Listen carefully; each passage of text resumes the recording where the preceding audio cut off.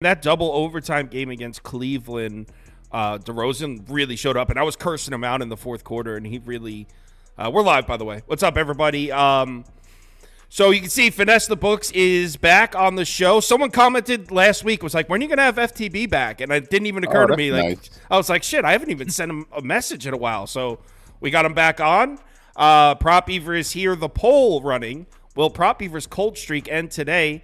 62% of you said yes. So this you guys are very optimistic. So we know Prop Beaver's going through a cold streak. Someone in the comments said it was because he went to that EDM festival and that threw off your chi. My chi's been thrown off. It doesn't matter just because I went to some. The chi's been thrown off, and the chi's at all-time low. All-time bottom, rock bottom chi. Yeah. All right. So only 6 games on the board. That being said, I bet for the game. So I'm not like in love with the slate, but it could be worse. How about that? We got Grizzlies now catching 9.5 on the road in Brooklyn. Oh, I actually think I only bet 3 of the games now that I'm thinking about it, but whatever. We'll get through it. All right. Memphis on the road in Brooklyn.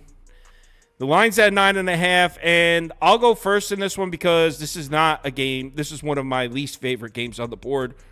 I swear, I think if I had to bet this game, I would go over. And I know that sounds crazy because unders are hitting at like 76%. I'm not betting this, by the way, but it's down to 206.5, and the unders are hitting at like 76% or something since the All-Star break. So considering an over right now is crazy, but we're down to 206.5. Memphis over the last month and a half has been an over team, mostly because everyone just blindly bets their under, and the market just drives all the totals in Memphis Grizzlies games down, kind of like we're seeing here. And then on paper, it's not even there's not much that points to an over. Both these teams play good defense. Neither team is particularly good in the fast break. But we're talking about 206.5, and I think the market just kind of overplayed their hand here and drove that number a little too low. But I'm not betting it. If I was going to bet a side, I actually would lean towards laying the points with Brooklyn minus 9.5. That'd be my pick against the spread, but I didn't bet either of those. If you guys have a move in this one. Yeah, I'm going with the Schro show. I'm going with Dennis Schroeder over 6.5 assists. Got that at plus money. When he first joined the Nets, I was looking to take his assist overs, but he was horrendous. He was getting about like 2-3 assists per game. And then he had 5 against the Grizzlies, and I was like, all right, that's a good sign of hope here. Well, now there's no Cam Thomas and there's no Ben Simmons, so he has full control of the floor. He's running the show here. The last 2 games, we saw him get 8 and 7 assists on 13 potential assists and 9 adjusted assists. So that leads me to believe that he should be averaging well over that 6.5. Now going to face that Grizzlies team that, again, he just saw them with Simmons and Thomas, had his best assist with them as a net. Thomas and Simmons, they had 15 potential assists in that game. Neither are active for this one. Now, I know Memphis moves at a slow pace and they play some solid defense, but they do allow guards to clear their marks. We just saw Simons with 7 and 8, Hagans with 7, Conley with 7, Harden with 8, Lillard with 7. All those guys cashed their line against Memphis in their last 6 games. 31 of Schroeder's 42 assists as a net, that's 74%, have gone to above the break and at the rim. Those are the 2 main areas of weakness for this Memphis defense over the last 10 games. I just think that this cashes more than 50% of the time. We're getting plus money. I'm going to play it. Fuck off. Get that dog shit shirt out of here. Yo, where I get one of them shits at, bro? Come on. At least make it a nicer font. It's classless. Fact.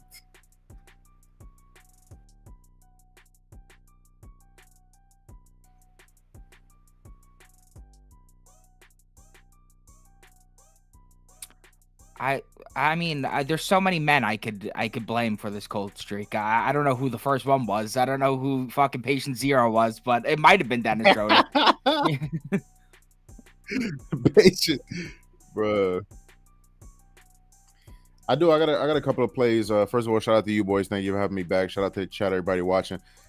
Kyle, I also want to take a second. I'm sure people watching already know this, but I just want to give you guys your flowers, right? 2 of the hardest working men in the business. I genuinely mean that. You know what I'm saying? Every single day, grinding, streaming. I stream 3 days a week and my head almost pops off. You know what I'm saying? So day in, day out, giving the people the free content. College basketball, y'all rocking that too. So Again, people watching probably already know this, but yeah, two of the hardest working men. So I just wanted to give you guys Appreciate flowers. it. Thank you, sir. Thank you for having me back. Anyways, back to the good shit. So I'm parlaying Cam Johnson 2+3s. That pretty self-explanatory. Obviously, no Ben Simmons, no Cam still. Should get the requisite minutes. Going to be starting playing 30+, and what the books at least feel like are going to be a relatively close game, hopefully. And yeah, when he's getting the minutes, he's covering this line. It's really that simple. I'll talk about who I'm parlaying him with when we get to that game. I also played Aldama 2+3s -125 on ESPN bet. Still getting some great value. That's like -170, -175 currently on some books. Still get it at this current line on books like ESPN bet. This one is pretty simple too. Obviously, JJJ's doubtful. No Zaire Williams, and that piece is key. Zaire Williams has come back healthy. He's taken up a lot of minutes, taking up a lot of shots, taking up a lot of usage for this young Grizzlies team. If both of these guys out, Adama should see plenty of minutes at the 5 as well. Even with those guys healthy, he's still averaging close to 4.5 3-point attempts over his last couple of games. I expect that to go up, and it's a guy that if he's getting the volume more times than not, he's going to cover almost all of his production come from above the break. Field goal percentage wise, 3-point percentage wise, the Brooklyn Nets have been bottom 10 over the last 7 games, allowing teams to shoot almost 40% from above the break. So yeah, I like Santi. Obviously he's a sharpshooter when he get out there. Like I said, he's going to play some minutes at the 5. So if he does, Nick Claxton, having to roam around and guard the 3, I think is a big ask. So Aldama 2+3s. I'm a little bit hesitant to ladder. I'm thinking about it, but yeah, just knock down 2 for me, and we're good. So Aldama and Cam Johnson. Prop Beaver just cashed a Cam Johnson bet. When was that? That was right before the weekend. That was sick. Yeah, that was a nice one. He had like against the 25 at half or some shit too. Yeah, that's the night he went absolutely fucking crazy. Yeah, Prop Beaver had his over. Someone said haven't met this guy before. He was on a lot during baseball season. So this spring you'll be seeing a lot more of him. And also he does. And when we expand to some MMA, I'm not the biggest MMA bettor, but he's real good with that. So if you like to bet UFC, you should follow him on Twitter. He does shows throughout the week for Saturday's card. So early lines, like stuff. That's a market that's not really tapped. Not many people are doing that. So yeah, if you're into betting MMA, you should follow this guy. He's good with that. Appreciate that. So eventually we'll expand there. But Saturdays, as of right now, my life is nuts with the college slate. So UFC's it's on the list, but there's a couple items above it.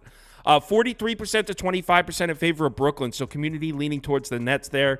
And yeah, I think the Nets would be the move, even though it sounds crazy, laying 9.5 with Brooklyn. But if there's one spot where you could safely bet the Nets this year, it's at home laying points. They actually have a great record as home favorites. So this would be the spot to bet them. They kind of win the games at home that they're supposed to win. They lose all the other ones. But yeah. Next up, Clips on the road in Milwaukee. All right. Clippers +5, Bucks -5, over 224.5, under 224.5. All right. I'll go first in this one because you guys already know what I'm betting. I placed it already. I got the Bucks at -4.5. If Giannis sits, okay, I got screwed on the number. It'll probably drop. And that being said, if he sits, I still don't even think my bet's dead. Based on how the Clippers are playing recently, I mean, over the last month, what are the Clippers? 3-7 in their last 10 now. We're talking bottom half of the NBA in efficiency against not even the strongest schedule. The Clippers are kind of riding on the vibes they were giving us a month ago. They have not been that great of a basketball team recently. Their defensive numbers look terrible. They have terrible numbers at the rim, terrible numbers against the mid-range shot, okay numbers against a three-point shot, but still, the Clippers' defense doesn't look good, and the offense doesn't even look great. And even if it did, could you trust the offense right now on the road in Milwaukee? The Bucks have probably the hottest defense in the NBA right now. Them or the Miami Heat. The Bucks defense is playing out of this world. Don't even need to go into this one. It's very simple. If Giannis plays, my Milwaukee -4.5 ticket is holding a shitload of value. If he doesn't, it's not. But either way, I think the Bucks would be the side I want to be on. If Giannis doesn't play, this line probably drops to like 1.5, 2. In which case, like, I'd probably still take Milwaukee, but I wish I had it at the 2 instead of the 4.5. So I'm on the Bucks. I'm already locked into this one. I think it's the right side. Yeah, I'm with you on that. I want Giannis to play because I got a Giannis bet. I'm going with his over 31.5 points. I think I saw that. Yeah, no, that's at plus money now somehow. So if you want the plus money, get it at Giannis over 31.5 points. Giannis has been in a lot of blowouts this season, and I feel like that keeps his line low. But when it's competitive, he's profitable. I mean, with 30 plus minutes, he's over his last 7 to 10, averaging 34. 29 to 49 on the season, 7-11 without Middleton, and 4-5 on 2 days for us, averaging 37 points per game. And I just think this is too good a matchup to pass up because it's perfect for him. The Clippers have struggled greatly in 2 areas lately, defending the interior and defending in transition. Last 10 games, Clips have allowed the 5th most field goals made within 8 feet of the basket. That's where 79% of Giannis' shots come. And then on the year, this Clippers defense has struggled in transition. They're dead last in transition defensive efficiency and 19th in frequency, allowing the 7th most transition points per game. Giannis leads the NBA in transition points per game and sits 5th in transition field goal attempts per game. So I really like that working for him.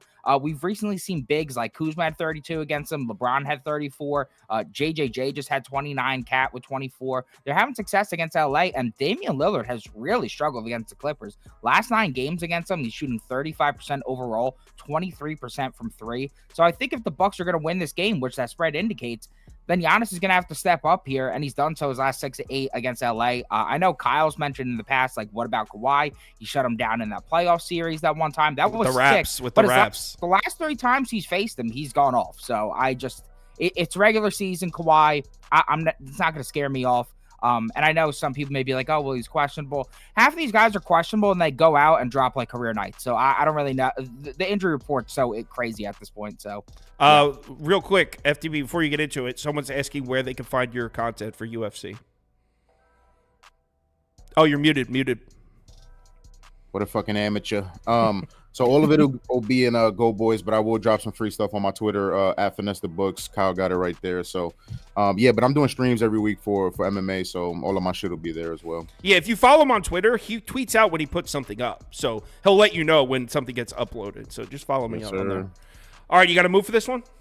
Yeah, I mean, great analysis by Beaver. That's the type of shit that gets me going, it gets me hot. Not just, he played him in 2011 and scored 35. Like, I'm so sick of that shit. But anyways, also somebody in the chat, his name is Dustin, coincidentally asked me about Dustin Poirier this Saturday. I am taking him. Plus 200 is ridiculous. So I just wanted to address that in the chat.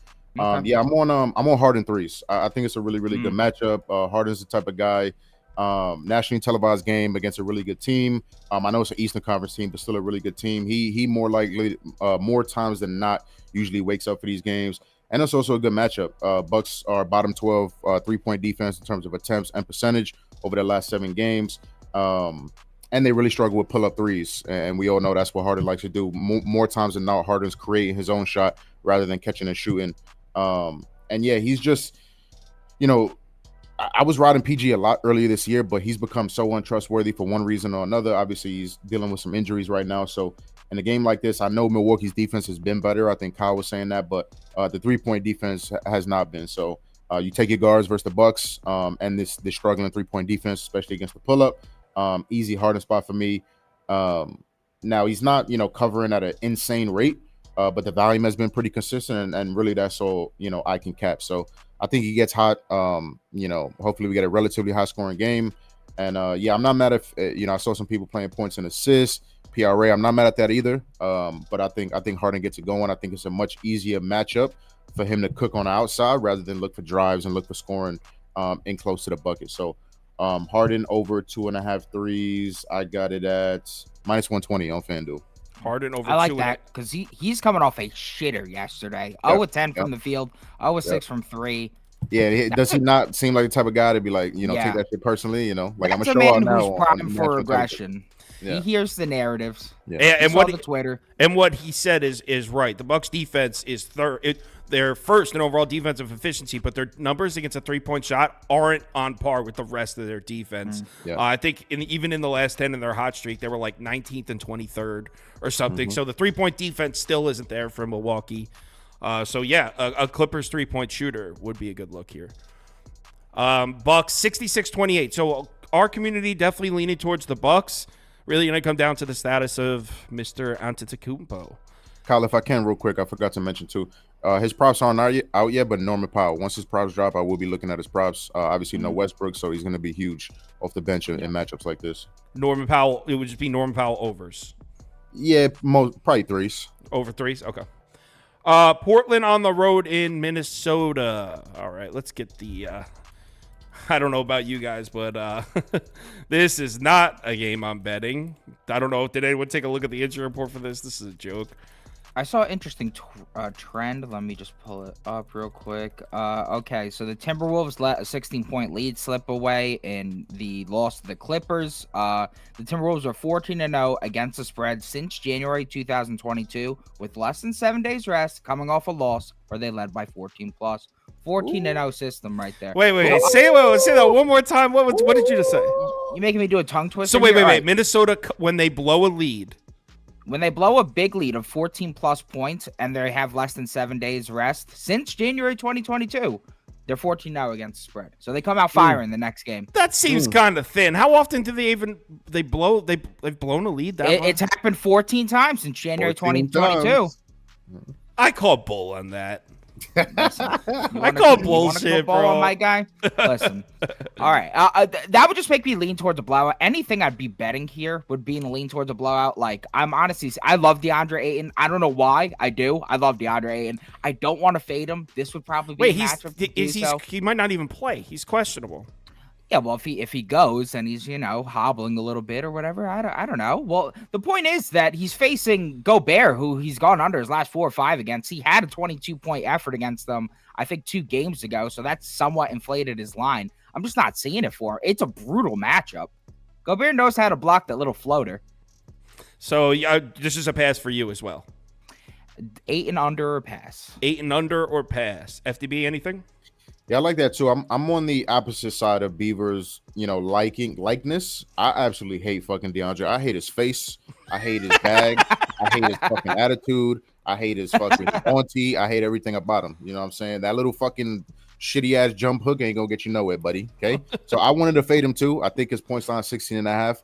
But I hate him so much that he'll shoot 20 times and cover the number. So I'm just gonna stay away. It feels like a Minnesota blowout spot. How the fuck is Portland gonna score points? I don't get it, especially if at least most of the guys who are on the report sit. So yeah, stay away from me.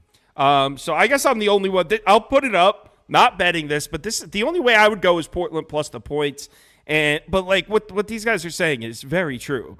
How is Portland going to score points here on the road in Minnesota? But, I mean, if you look at the spot, you got Minnesota coming off a huge game yesterday against the Clips that they lost. They blew a lead, kind of a heartbreaker. I don't know how do they really just get up the next day to play Portland missing everybody?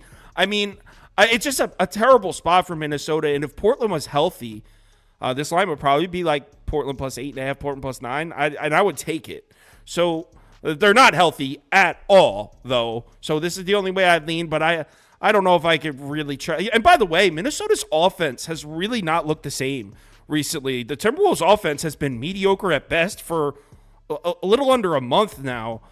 So we're talking about team winning by 13, 14 points. The offense, they need to score. So I really don't.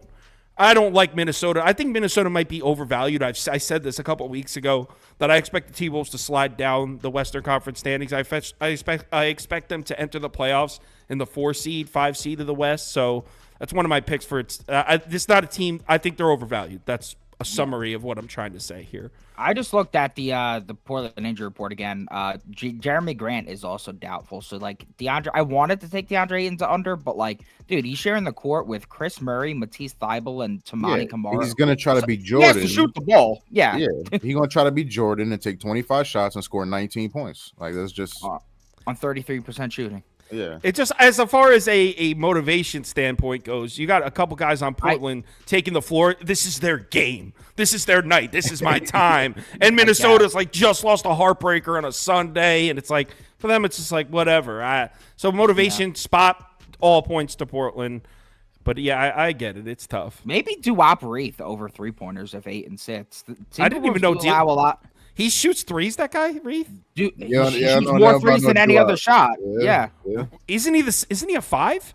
Yep. He shoots more threes than any other shot. I think it's like 61% of his shots come out there, and the boy, Timberwolves allow a do ton I. of threes to centers. Like, if you're going to take shots against Gobert outside, he's going to let you have If them. Ayton doesn't play, I'm taking that guy's over. Yeah, I actually Yeah. really like that. I really like that.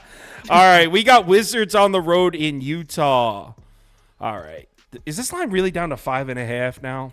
Dude, I could bet this game 50 ways. I feel like there's so many angles to like in this one. I got the Wizards at 7 last night, so I got a little bit of CLV here. I'll go first because you guys know what I'm on. I bet the Wizards at 7. I would still play it at 5.5 if that's where it is. I think the Wizards win this game. It's just, I know I did bet the money line as well. I did. If you follow my website, you know what I do. It's a underdog of like 7 points or less, I take the points over a half unit and a money line for a half unit.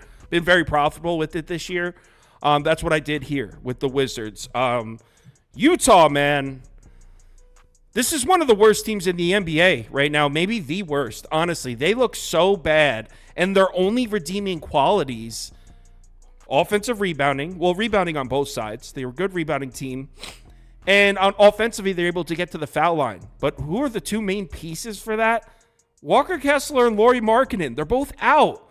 So can we count on the Jazz even being there on the offensive glass without those two guys? Who's their best rebounder now? John Collins? I don't even think if we can count on the only strengths being there for the Jazz. What are the Jazz really bad at? Well, defensively, they're bad at pretty much everything. But there's two things that they're historically bad against right now. The fast break. They're playing the Wizards. That's the Wizards' biggest strength all year is getting out in transition. They actually are a great fast break team. And the above the break 3. Jazz are historically bad defending the 3-point shot. And actually, the Wizards in the last 10 games, despite being first in strength of schedule, playing the strongest schedule in the last 10, they're actually top 10 3-point shooting team. Well, from above the break.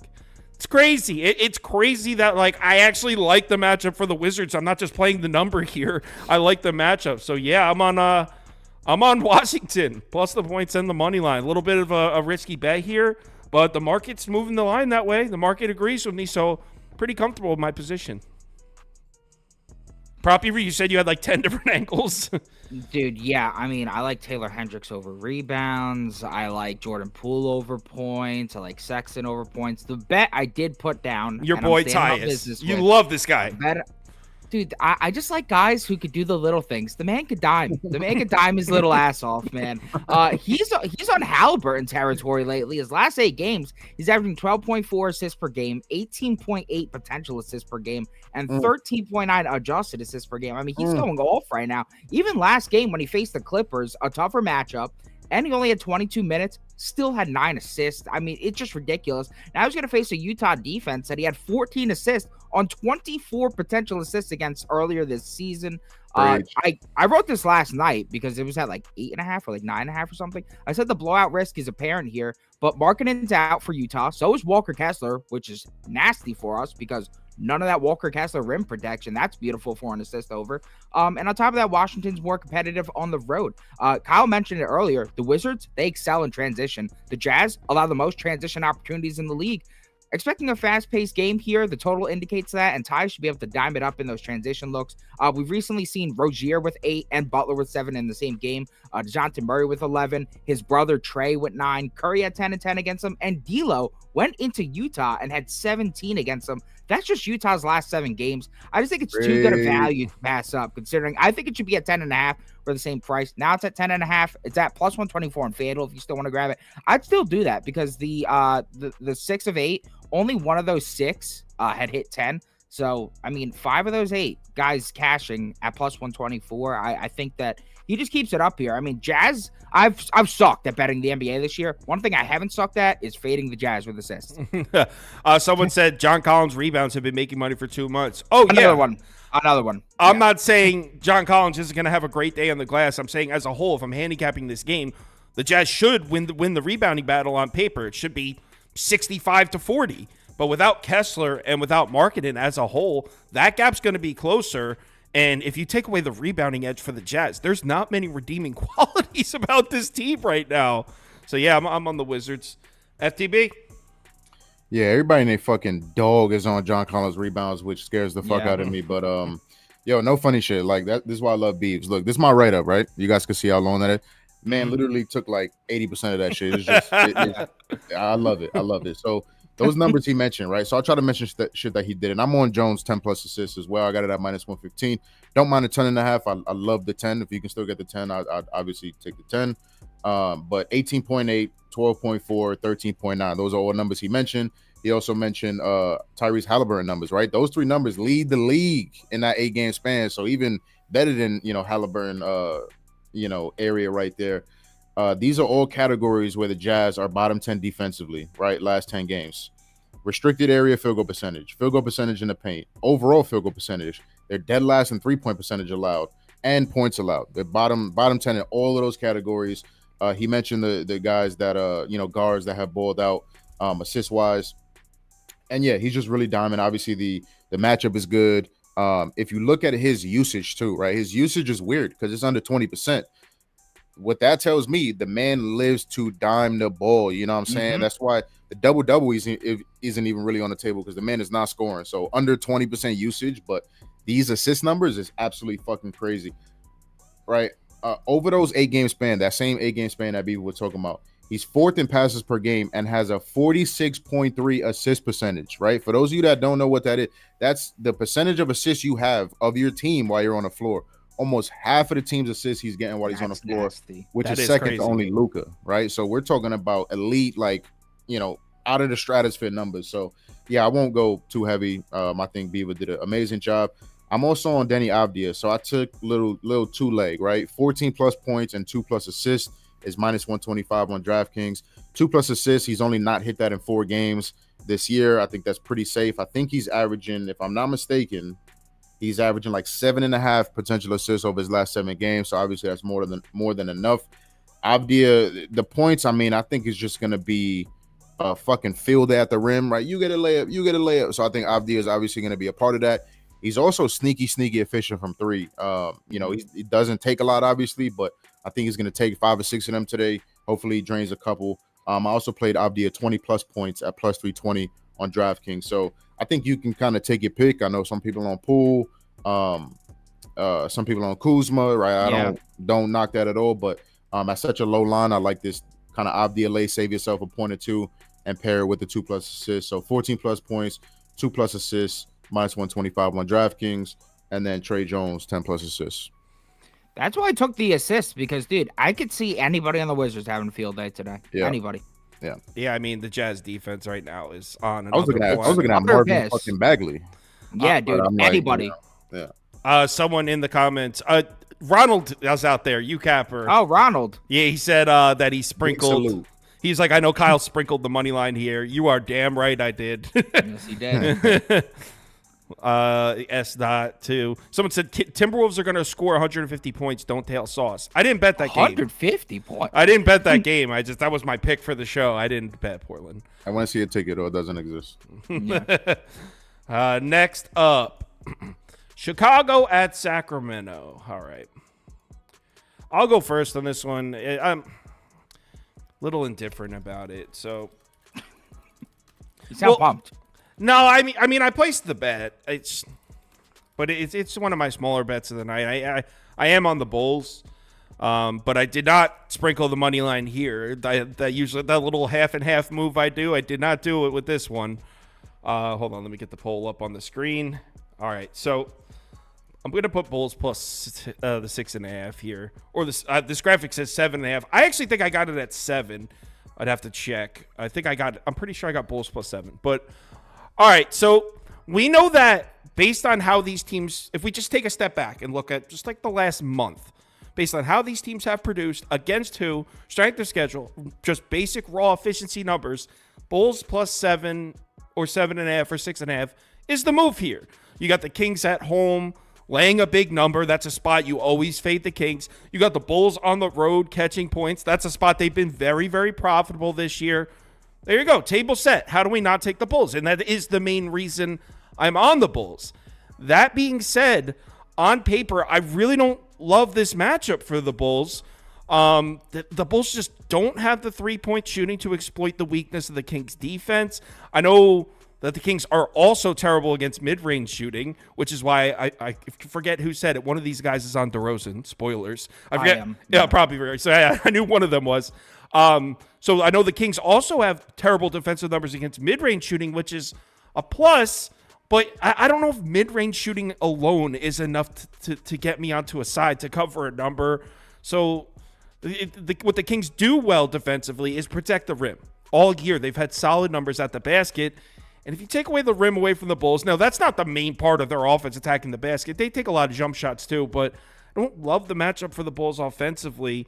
And then on the other side, the Bulls are terrible against the three-point shot. And although the Kings' three-point shooting as a team hasn't quite been the same recently, this is still a team more than capable of lighting you up from outside. So this has to be the move. I have to take the Bulls here, just based on what we've seen the last month to even the whole year. That being said, I don't love the matchup for the Bulls, which is why it's one of my smaller bets, and I did not touch the money line here. Just Bulls plus the points. I think I put 0.75 unit on it. One of my smaller bets of the night. Beaver, you're on DeRozan? Yeah, the guy was absolute dookie stain his last time out against Milwaukee, and I think it's given us a nice buy low spot here in the dream matchup because DeRozan, we all know he's the mid-range prince. The guy shoots he shoots 61% of his field goal attempts from mid-range, 100th percentile in the NBA. And not only have the Kings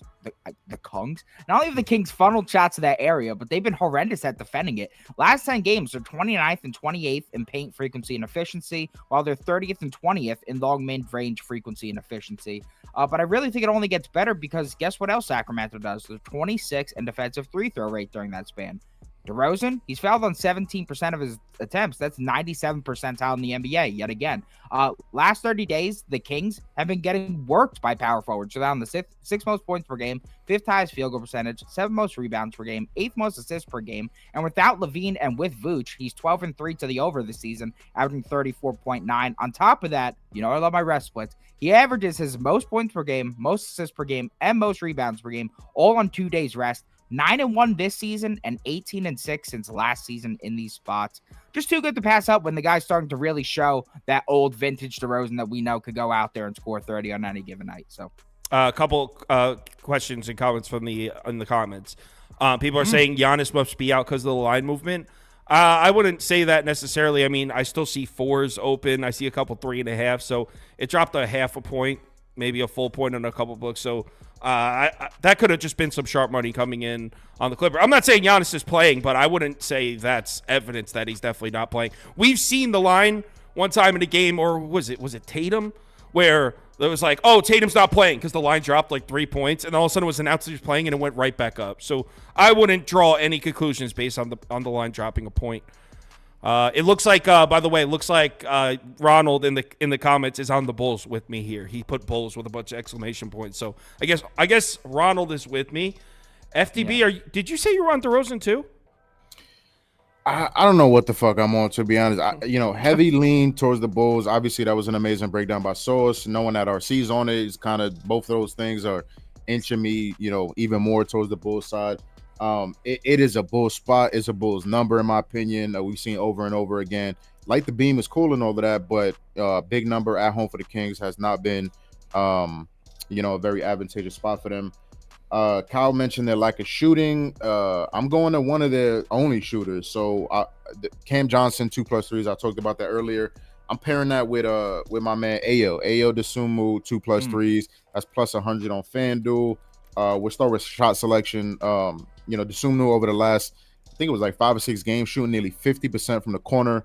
That's where the Kings really struggle. They're really good at running you off the 3-point line when it's above the break, but they allow a shit ton of efficiency from the corner. So I expect Ayo to eat from there. He's also taken a lot more as of late. What are the numbers? It was something like that, but he's taken a lot more, making a lot more as of late. Obviously, like you boys said, one of probably the only 2 or 3 3-point threats. So he kind of knowing his role, settle into his role, spacing the floor, and I think he'll have ample opportunity to do so.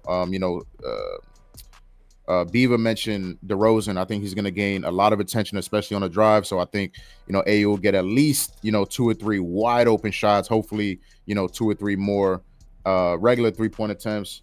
And I think he has a really good chance to cover this. I might play his 3+, but I'm still debating on that. I really, really want to get to the Bulls. I think DeRozan is a great look in this game. I think De'Aaron Fox is a great look in this game. So I ran out of time capping this game before the show, but I'm gonna look some more, make some decisions. But definitely on AO pair with Cam 2+ threes plus 100. Love the value there.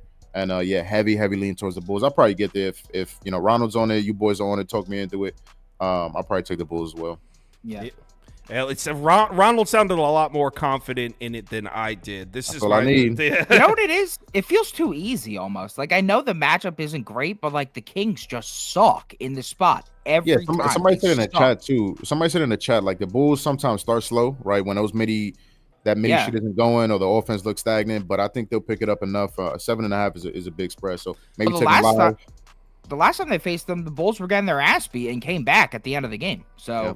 Well, you said it feels too easy, but I think that's because of betting trends. When the odds makers are setting the line, I mean, if you just look at it in a vacuum, you got the Kings at home laying 6.5. That sounds about right. I mean, it's on a neutral court; they'd be laying a point and a half. I mean, that sounds about right. Like the Bulls are juggernauts. But I don't think betting trends are that incorporated that heavily into the line. So Bulls plus 6.5 at 54%. So the poll definitely likes the Bulls too. Community definitely on the Bulls here. Last game up, and it's a big one. OKC is now laying a point. Thunder -1. Lakers +1. Over 238. Under 238. Total dropped a little bit. It was at 239.5 earlier, so total dropped a couple points. All right. Gentlemen, who would like to go first? I've been going first all day. You want to go first, FTB? No, I don't have a lot to say, so you gotta take it. Okay. So I'm going with AD in this game. The Thunder defense, they've fallen off the wagon. I mean, they haven't been great against centers all year in terms of rebounds per game allowed. But over the last 30 days, I mean, they're allowing the 3rd most points per game, the most rebounds per game, the most assists per game. They're just getting cooked by centers right now. I mean, we saw Nurkic yesterday, grab 30+ rebounds. He had 49 PRAs against them. Sengun just had 40 against them. Wemby just had 48 against them. Bagley's bum ass just had 30. So centers are going to town against OKC their last 7 games. And AD's had tons of success against OKC. He's catched the last 5 or 6 matchups against them.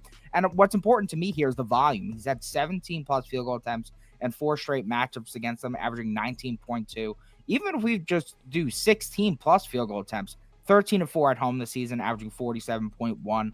And what I really like here is that the spread's just at 1, because in a tight game with 33+ minutes, 14-7 at home this year. The Thunder defense has been pretty stout lately, but their weak spot over the last 10 games is defending that mid-range. They're 29th in long mid-range efficiency, 22nd in paint efficiency. AD's 95th percentile amongst bigs in those 2 areas of the court in terms of shot frequency. It should be a fast-paced, high-scoring affair. And I just think we see him thrive here. Everybody betted, they betted on him against Denver. They got let down. It's usually that next game where we see the villain become the hero and cast her over. So I'm going 8. Especially Anthony Davis. He is like the every other night king. I remember in that playoff series they played Golden State and then Denver. It was literally like Davis would go 13 points, 9 rebounds, and then the next night it'll be 37 at 17. Then the next night 15.6. Yeah, he's just an every other night type of dude. I'll go. So before I say what I'm betting, I want to put a disclaimer out. A little bit of gambling involved here. This is an awesome game. We're all going to be watching it in the Discord. I don't want to be the only dude that doesn't have action on it. So there's a little bit of that. Like if my advice would probably be this would probably be a pass for me, but I am betting the LA Lakers here. I might have taken the money line. No, you know what? I think I did take the 1.5. I'll have to check. But who cares? I'm on the Lakers. Reasoning. So it's not often that Oklahoma City plays a team that's going to try to play the same exact type of basketball game The Oklahoma City Thunder, they live on just making you uncomfortable by sprinting up and down the floor, playing at 100 miles an hour, turn the entire game into a fast break. The Lakers are completely down for that. In fact, they do the same thing. There should be 1 billion possessions in this game because both teams love to push the tempo and get out in transition. Now, Oklahoma City defensively in transition is much better than the Lakers. So you would think that kind of game favors OKC, but the fact that it's in LA and you got Oklahoma City on a back-to-back, I think that evens out the odds here. I think it's going to be back and forth, bucket for bucket. Now, here's the thing. There's not many games where we get to see the Lakers have the rebounding advantage. In fact, that never happens. The Lakers are not a good rebounding team. This is one of them because Oklahoma City is even a worse rebounding team than the Lakers are. So we get to see the Lakers in a rare opportunity where they should win the rebounding battle. They should win the battle on the boards on both sides, which I like. Now, on paper, Oklahoma City, that was a mistake. Oklahoma City should be able to score on the Lakers from the mid-range, from the short mid-range. Like, there's going to be opportunities for them to score points, but I think the Lakers are going to put buckets on them right back. I think it's going to be a back-and-forth game, and I'm taking the team that seems to get up for these big games at home that isn't on a back-to-back. I mean, you know, LeBron, Anthony Davis, they're going to get up for this one. So I'm on the Lakers, but like I said, this would probably be a pass for me if it wasn't such an awesome game that I know we're all going to be watching it. Like, the whole Discord's going to be watching this game. So I want to have a few dollars on it. Just 0.75 units. I'm on the Lakers. You're going to fade Oklahoma City? In this that was a you mistake. kidding? If you're an OKC fan, that was a mistake. I don't hate your team. I'm taking the Lakers, though. FTB, you said you didn't have anything in this one? Yeah, it's not that. I think I'm, right there with you guys. There's so much to like. I think Soul's kind of broken down perfectly. I think this is going to be a fast-paced, high-scoring, a lot of possessions. So those are prop, that's prop heaven right there. So I'm really looking at D'Lo. There's just one hesitation. OKC does allow a lot of threes. They do a lot of catch and shoot, all of that good stuff. But they really limit above the break. They run guys off for some reason, only allowing 33% over the last 7 games above the break. Where they struggle is corner. And while D'Lo excels in the corner, what was I looking at? So D'Lo's only taking 1.2 3-point attempts from the corner, but he's shooting 55% on those threes. He's mastered that little fucking, catch the ball up here and then just flick the wrist from the corner. So, I mean, he's good above the break too. Obviously, he's getting way more production there, shooting almost 7 threes from above the break, shooting almost 40%. But that's my only worry. I mean, other than that, like I said, OKC allows a bunch of threes to guards, bunch of threes to point guards, bunch of threes off the catch and shoot, and the pull up. So I think it's a great matchup for D'Lo. But I mean, again, I like so much. This is a late game, so I got to look into it more.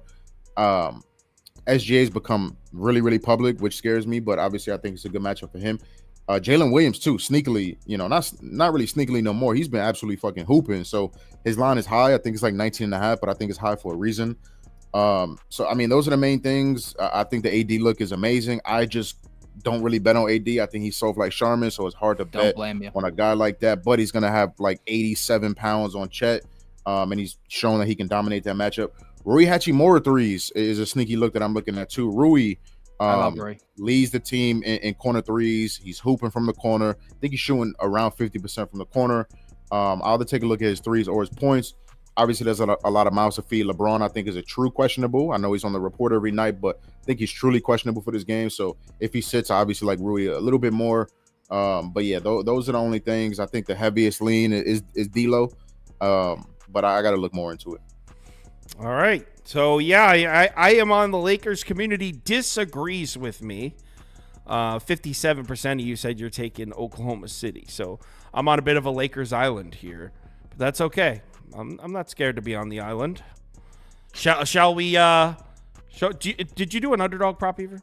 I'm updating the app as we speak, so I can make it. Okay, cool. So let's do the community parlay first, and then we'll do the underdog. All right.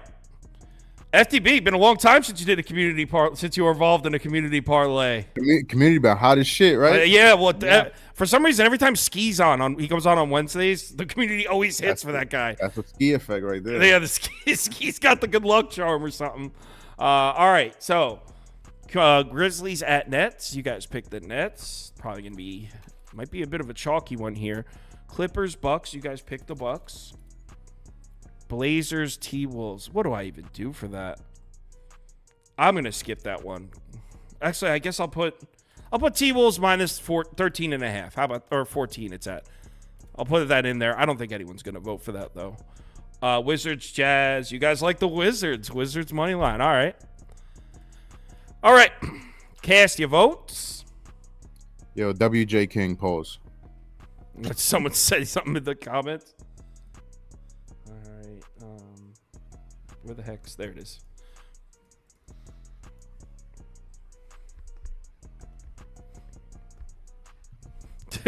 Ronald says, you guys hate me.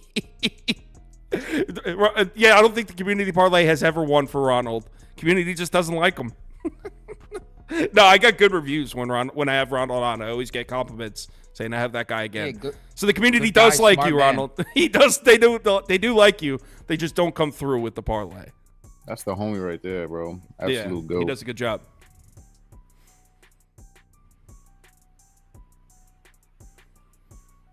All right, I sent you the underdog. All right, get to that. I did it from my second email, my covert email. Your covert email. Covert, man. Got an Astros hat on, EDM. Yeah, what's going on? He was changing, bro. I don't even know you anymore.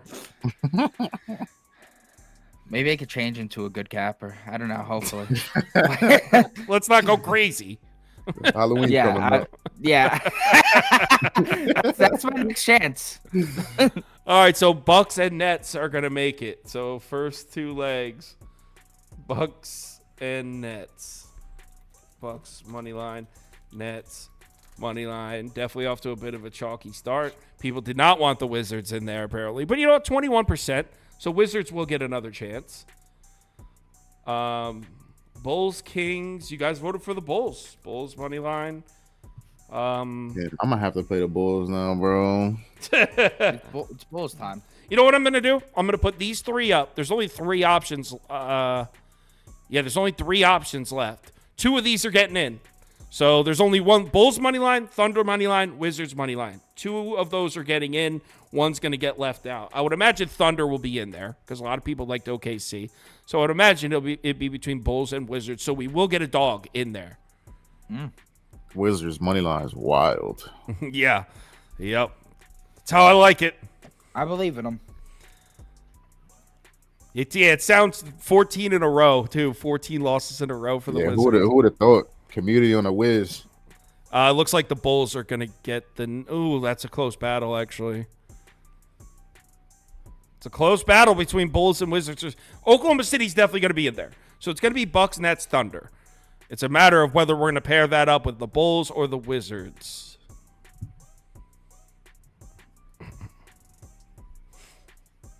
Someone said Lakers win. The books fin in a clean house. Is there a lot of people on? I guess the public's going to be on Oklahoma City. I didn't even think about that because be careful with the Lakers games. I know like it may seem like Oklahoma City's the super public side, but it's LeBron James and the Lakers. They're taking action. Trust me on that. The Lakers could lose 10 games in a row and still come out and be the public side in the 11th. That's just Lakers, Cowboys, Yankees. Some teams just have the tax. I'm not saying Oklahoma City isn't the public side. They might be, but just saying I would pause before pointing at the Lakers as oh, no one's betting that. Trust me, there's people betting the Lakers. I don't know the last time I've seen a Yankees money versus action report where they weren't. The Yankees will be a minus 145 favorite in a game they should lose. It's just crazy. Just welcome to Yankees baseball. Wait, Jalen Williams is out? Oh, no. Jalen Williams is out. No. The other, the less important. That was probably poor guy. A rude way to put it, but seriously. Poor guy. Right? Like, what are the fucking odds? He's not even the most important Jalen Williams on his own team. Yeah. All right. 5, 4, 3, 2, 1, and poll. And the winner is the Bulls. The Bulls. 1033. 1033. What's up, community? All right, so we got Thunder money line, Bulls money line, plus 1033. Okay, so the community parlay is Bucks money line, Nets money line, Thunder money line, Bulls money line, plus 1033. Make sure you follow Finesse the Books, FTB on Twitter. Did you even open up the underdog? Oh, no, I'm sorry. Don't leave yet. Got an underdog. Sorry Beaver. to You know what? interrupt your outro there, but my lord. Yeah, the prop beer's been so cold that I was like, you know what? We don't even Like, need it. let's just spare the public, for Christ's sake. I don't blame you guys. All This right. is the full pick 5. I introduced the 4 the other day. We're going with the 5. So instead, you're on every pick that I talked about today. So Giannis higher than 30.5 points. It's all hires today. Tyus higher than 10 assists. DeMar DeRozan higher than 33 PRA. Anthony Davis higher than 43.5 PRA. Why can't I see the bottom one? It was cut off. The app didn't have it big enough. Oh my god! It just it let you know that I am taking the higher because you could at least see the top half of the letters. Dennis Schroeder higher than 6 assists. If you don't have an underdog account, it's available in any state highlighted in this map. So actually, I don't think it's available in Florida anymore. I got to get an updated map. Wow. If you're in one of these states highlighted in yellow, head over to the website or download the app. We make sure your account, make sure you use the promo code BET. That'll get you a $100 deposit bonus match. So you deposit $100, they will give you a free $100. Thanks, everyone, for joining. FTB, thanks for joining. We'll get you back soon. MLB around the corner, too, bro. So we'll get you back on here to talk some baseball. You guys, both of you freaks love those strikeout props. God bless America, man. I cannot wait. All right, everyone, have a good one. Bet responsibly tonight. We'll talk soon. Later.